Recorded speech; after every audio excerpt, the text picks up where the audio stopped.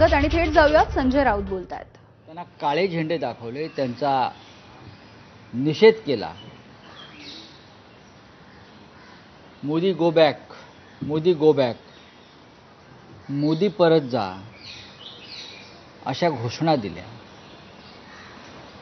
मोदींनी पाहिलं असेल की छत्रपती शिवाजी महाराजांचा पुतळा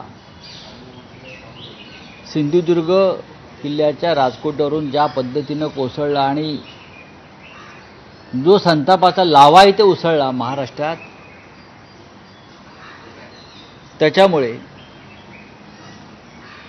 जर आपण माफी मागितली नाही तर भविष्यात महाराष्ट्राच्या संतापाला तोंड द्यावं लागेल। त्याच्यामुळे त्यांनी काल राजकीय माफी मागितली।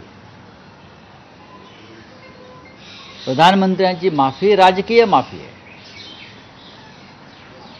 उद्याच्या निवडणुका विधानसभेच्या डोळ्यासमोर ठेवून माफी मागितलेली बरी। याच्यामध्ये फार मोठी छत्रपती शिवाजी महाराजांविषयीचं प्रेम, महाराष्ट्राविषयीचं प्रेम, आत्मीयता हे असण्याचं कारण नाही। पण माफी मागवून जर प्रश्न सुटत असेल तर माफी मागून टाकावी, असा सल्ला त्यांना या राज्यातल्या लोकांनी दिलेला दिसतो।